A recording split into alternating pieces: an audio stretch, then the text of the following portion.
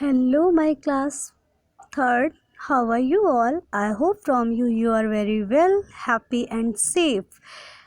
Okay, my dear students, what are you doing? I know very well you are waiting for English class. चलो आज हम लोग question answers करेंगे chapter 4 के। चलो बच्चों, तो फिर आज स्टार्ट करते हैं चैप्टर 4 के क्वेश्चन आंसर। पहला क्वेश्चन है आपका, why was Nancy in dilemma. इसको फिक्स भी लिख सकते हैं कि मीन्स इसका ये होता है कि ऐसी कौन सी सिचुएशन थी कि वो सोच रहा था, बहुत ज़्यादा अपने दिमाग पे जोर दे रहा था। जब दो रास्ते होते हैं, मतलब ऑप्शन दो होते हैं और समझ में नहीं आता है कि हमको क्या करना है, तो उसी को कहते हैं, इस सिचुएशन का नाम फिक्स या dilemma. Okay, Anansi wanted to go to both the feasts, but he did not know how to. This put Anansi in a dilemma.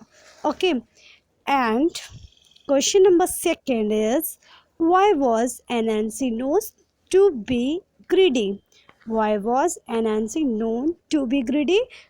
Answer: Anansi was known to be greedy because he neither lived in the upper village nor in the lower village, but he still ate their food and joined them in their feasts, singing, dancing and merry making.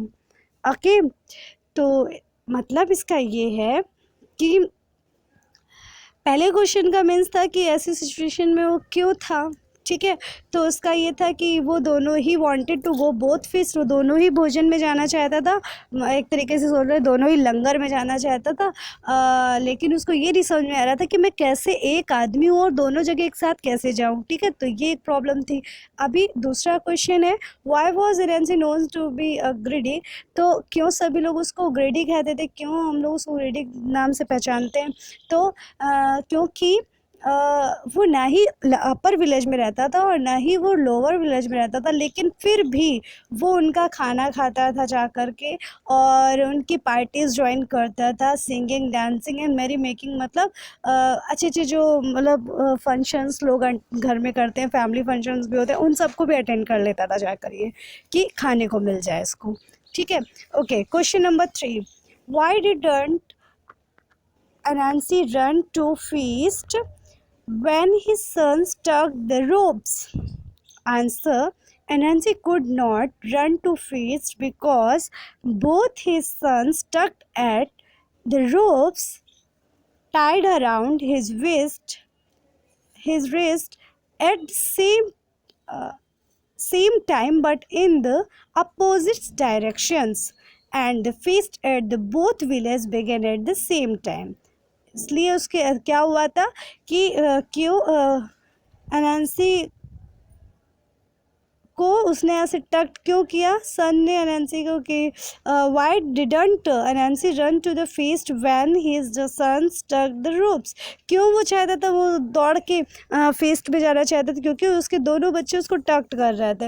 अच्छा, Anansi को didn't run to the feast because both his sons tugged at the ropes और tied around the wrist and same time opposite direction, और क्योंकि दोनों ही जगह एक साथ खाना शुरू हो गया था और उसने जैसे कि दे रखा था, बच्चों को इंडिकेट किया था कि जहाँ पर पहले खाना शुरू हो तो आप रोप को टक कर लेना, और वो रोप उसने अपने बांध ली थी चारों तरफ। तो उससे क्या हुआ कि जब बच्चों ने खींचा तो दोनों लोगों ने अपोजिट साइड में खींचा, तो उससे वो फंस गया बेचारा, ठीक है, वो इज ट्रैप्ड।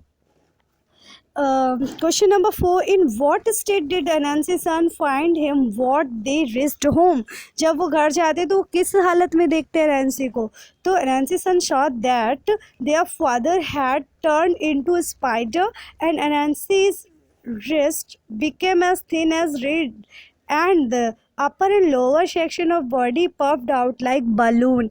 क्या हुआ कि जब वो घर गए बच्चे तो उन्होंने क्या देखा कि उनके पापा तो एकदम स्पाइडर की तरह बन गए, हाँ, और उनका जो मतलब ऊपर और नीचे का सेक्शन था बॉडी का वो तो बलून की तरह फूल गया था, है ना। और उसकी जो उनकी जो रिस्ट है वो तो बिल्कुल जस्ट लाइक बहुत थिन, इतनी थिन हो गई थी जैसे रोप, ऐसा हो गया था, ठीक है। अब इसके बाद Last question, what is the message you get from this story? What is the message you get from this story? The message that we get from this story is that we should not be greedy but be happy with whatever we have. Okay, कि हमने इस story से क्या सीखा? तो हमने इस story से ये सीखा कि हमें लालची नहीं बनना चाहिए, जो हमारे पास है हमें उसी में खुश रहना चाहिए. Okay, thanks for watching this video and take care all of you.